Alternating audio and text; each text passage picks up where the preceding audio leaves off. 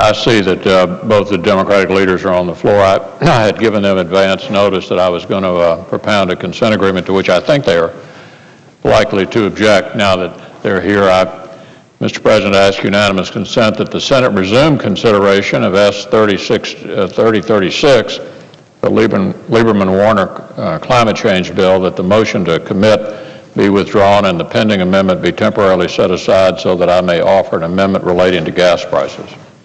Mr. President. Is there objection? Mr. President, reserving Majority Leader. Reserving the right to object.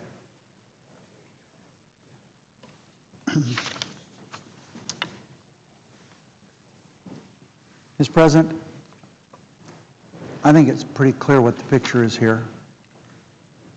After trying everything that we could to have a regular debate on this bill, we were turned away at every point. My memory goes back to yesterday, where the unusual, untoward request and objection that we not be allowed to waive the reading of almost a 500-page amendment. So we spent all day yesterday doing that. I think if my friend is interested in doing something about gas prices, that opportunity will come quickly, because we're going to have a vote Tuesday morning on gas prices. It's a very direct, concise debate on gas prices. And I would hope that we would get support from the Republicans on that issue. It would seem to me if they're really interested in doing something about gas prices, they would vote cloture on that. They want to offer amendments on it, that's fine. But, Mr. President, with all due respect to my friend, who has also objected to even committee's meeting today, in addition to having the bill, the amendment read. Parliamentary inquiry, is this an objection or a speech? It is both. I object. The Senator has reserved his right to object. And I object, Mr. President. Does the Senator wish for regular order? I believe I have the floor, Mr. President. The Republican leader does have the floor. Is there objection? Yes, I really take no pleasure in cutting off my friend, the Majority Leader, but it's actually I have the floor, and I had propounded a consent agreement to which he objects, and which is, of course, his right. Let me make some observations about the amendment I would have offered had I been permitted to. Mr. President, my good friend, the Majority Leader, was complaining about the reading of the amendment yesterday. I would remind him it didn't take nearly as much of the Senate's time as his reading passages from his own book back in 2003, which took up 9 hours of the Senate's time. That, too, to make a point about the way judicial confirmations were being handled. So it's certainly not unprecedented for members of the body, not the Majority Leader, not myself, trying to make points with regard to the displeasure, if you will, in the handling of judicial appointments. With regard to the amendment that I would like to have offered, I'm just going to ask consent that the amendment appear in the record so people would know what I would have offered had I been allowed to. Is there objection? Without objection, it will be printed. Obviously, I'm disappointed that the majority has objected to allowing this amendment to become pending. Earlier today, the Assistant Majority Leader said we should be voting on amendments. I actually couldn't agree more. In a week in which gas prices have climbed to an all-time high, the Democratic majority in the Senate is pushing legislation that would send them up at the very least another 53 cents a gallon. Since the majority took over Congress 17 months ago, gas prices have gone up $1.66 a gallon. Since the beginning of this year alone, gas prices have gone up nearly $1.82. Just today, AAA reported a new record high average gas price nationwide of $3.99 a gallon. All of this is hurting families, workers, truckers, farmers. It's hurting literally everyone. Yet the majority has nothing to say about it. It's done nothing, actually worse than nothing. It's repeatedly blocked efforts to increase production of American energy here at home. as recently as last month when 48 Democratic senators voted against the American Energy Production Act. And now, at the beginning of the summer driving season, it offers a bill that would send gas prices up another 53 cents a gallon, for goodness sake. People in the Commonwealth of Kentucky are paying on average $3.92 a gallon this week. They want to know what in the world is going on around here. I'm telling them to take a look at what's going on here this very week. I'm asking the same question they are. Why on earth are we considering a bill that would raise gas prices even higher than they already are? Our friends on the other side have no serious plan for lowering gas prices. Indeed, they seem intent on raising them even higher, which is why I have tried offering this amendment as a sort of emergency brake on the majority. This amendment says that if the Boxer climate tax bill does, in effect, increase gas prices, its provisions shall be suspended. Let me say it again. This amendment that I had hoped to be able to offer and get pending and voted on simply says, in fact, if the Boxer climate tax bill does, in fact, increase gas prices, its provisions shall be suspended. Just turn them off and take a time out. Earlier this week, the junior senator from Connecticut said the Boxer bill would reduce gas prices. His contention runs counter to every analysis of the bill I'm aware of, but if he's right, if the Boxer climate tax bill actually reduces gas prices, then there's no reason not to support my amendment, because my amendment wouldn't go into effect if, in fact, the underlying bill is going to reduce gas prices. If the senator from Connecticut is right, then my amendment would not have any effect on the cap and trade system outlined in this bill, because, of course, gas prices would not be increased by the operation of the bill. If he's wrong, my amendment will protect those who are suffering today from the high price of gasoline. We should have an opportunity to ask senators where they stand. Do they believe, as I do, that gas prices are high enough already? Or do they believe, as the sponsors of this bill do, that gas prices should rise even higher? What are they afraid of? Let's have votes on these amendments. This is the kind of bill, as I've said repeatedly, normally in the United States Senate would have been on the floor for weeks.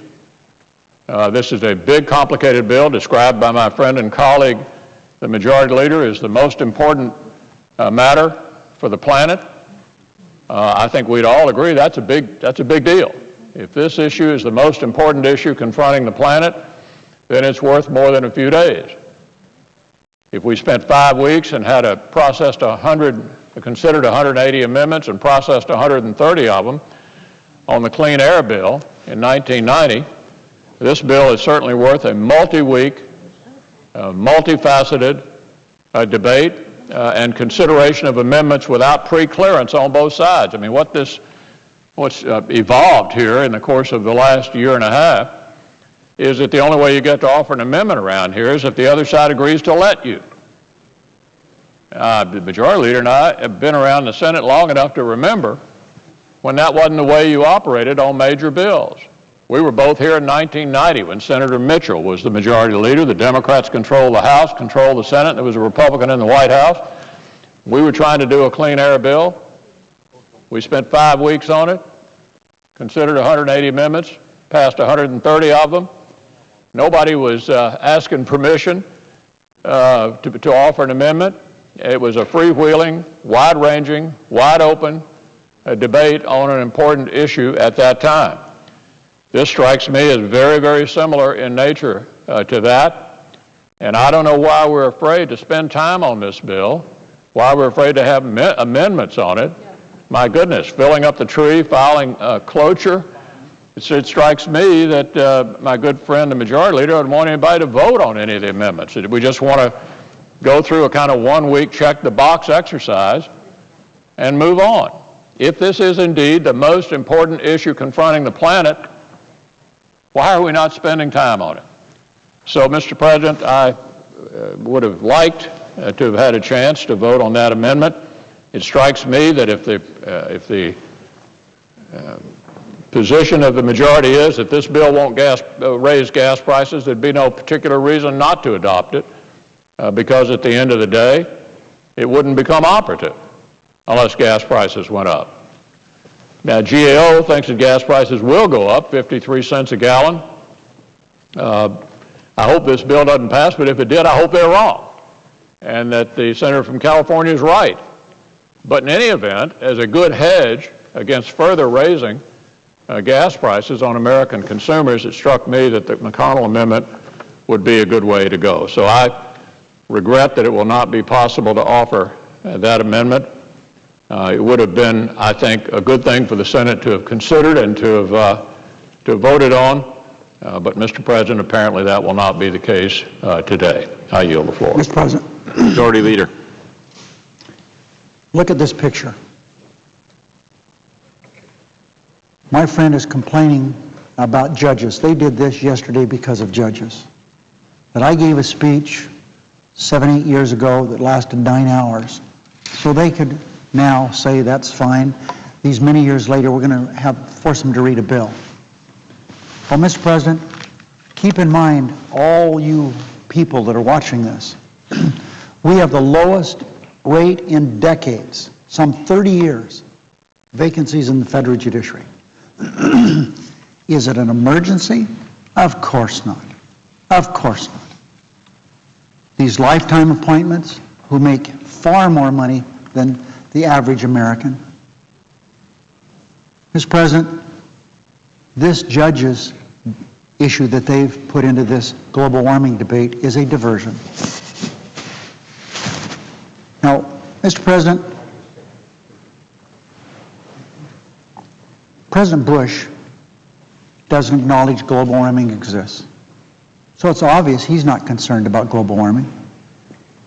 I so admire a few valiant souls led by Senator Warner on the other side who do believe that it's a critical issue.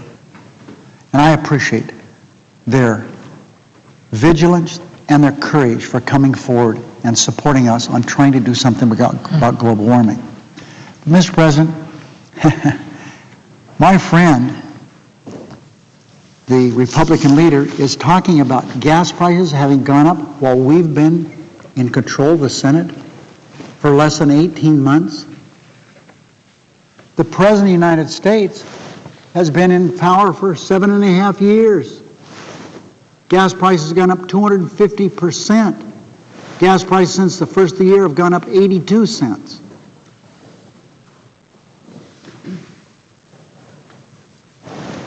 This whole argument, objecting to committees meeting.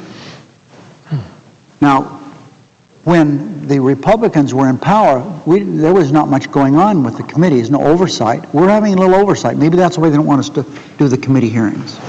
But Mr. President, this whole issue dealing with global warming that they have, you know, we have a memo that was there saying that they're just going to play political games. The whole issue relating to this reminds me of the old-time story where a person kills his parents and then seeks the mercy of the court because he's an orphan. That's what they're doing here.